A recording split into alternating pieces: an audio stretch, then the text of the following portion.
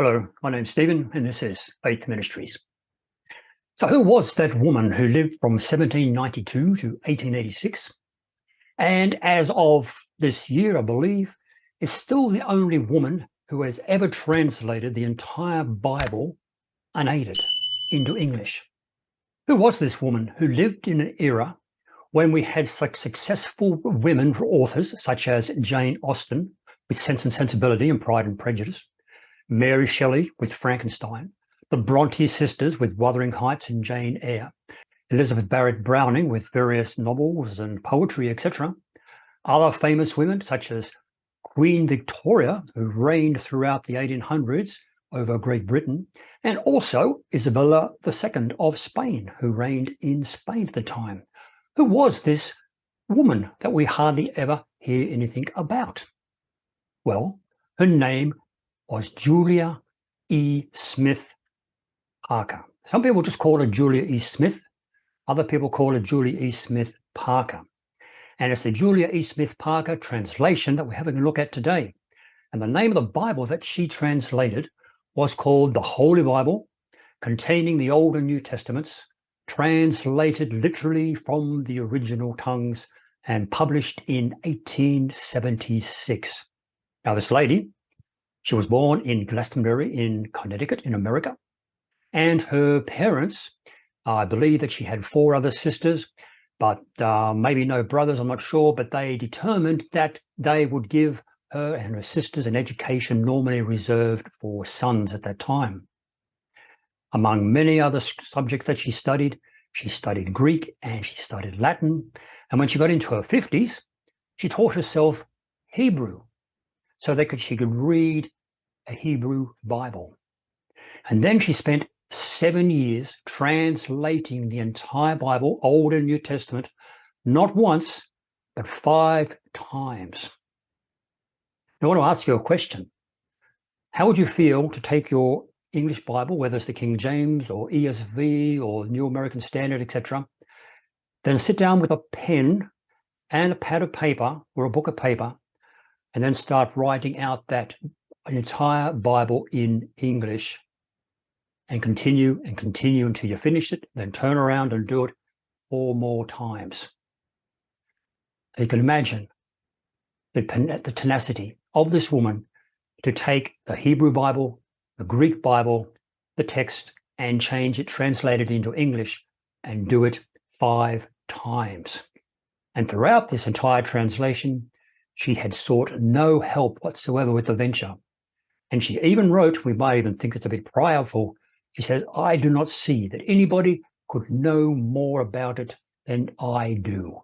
Her insistence on complete literalness, plus an effort to translate each word of the original language into the same English word, combined with misunderstanding of Hebrew tenses, which she often translated the Hebrew imperfect tense with the English future tense, I believe. It resulted in a translation that was regarded as a bit mechanical, a bit stiff, and at times, sounded a bit silly at times. But it was a literal translation of the Bible. For example, in Genesis chapter 1, we know where it says, and God said, let there be light, and there was light.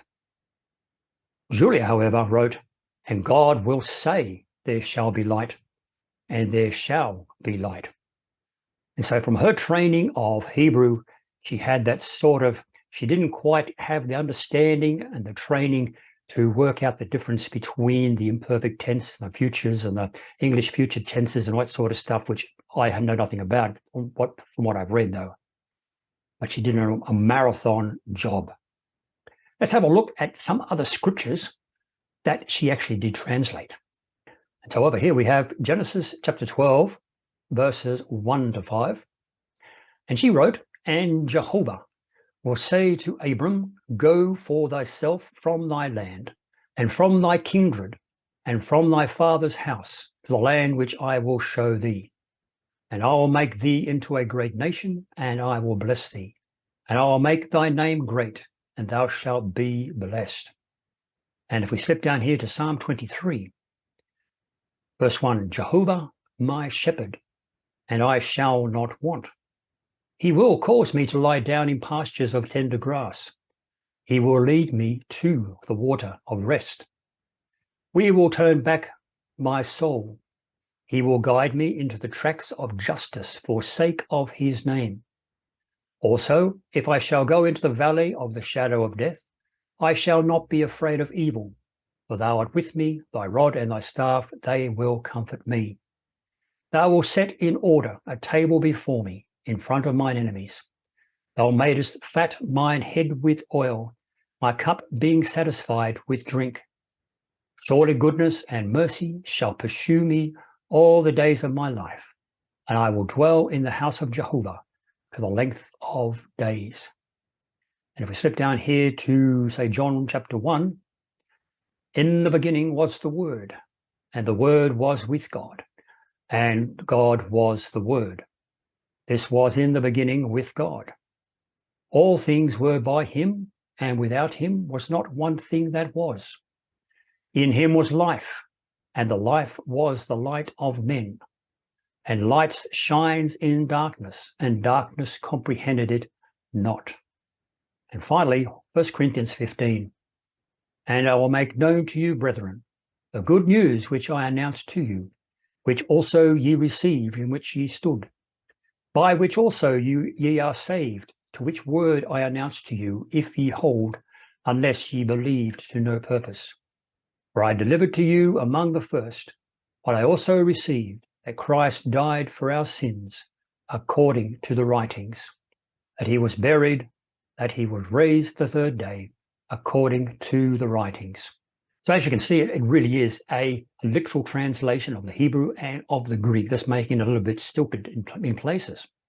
But despite this translation's shortcomings, we can't really deny that she demonstrated remarkable persistence and dedication in translating the entire Bible on her own.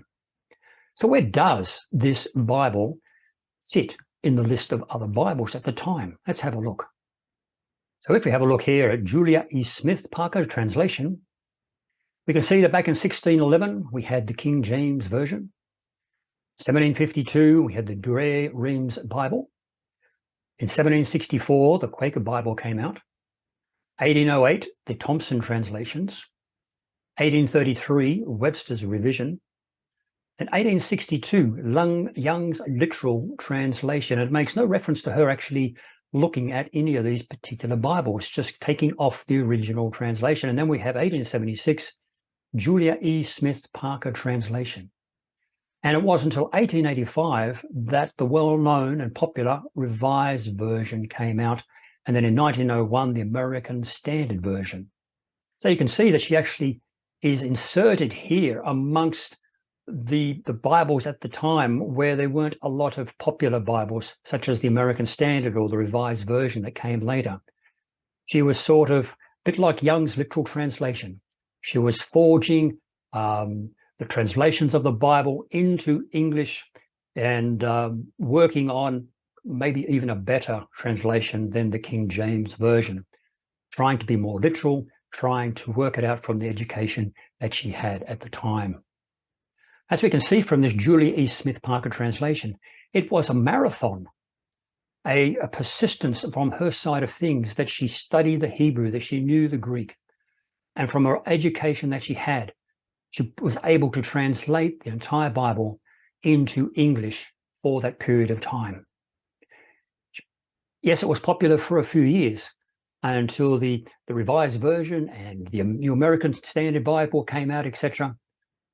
But at the time, it was popular at the time, but then it faded into oblivion because of its antiquated readings, how it was spelled, the spellings of it, the overuse of Jehovah in it, the unusual tenses that she threw in there for future and past, etc. times.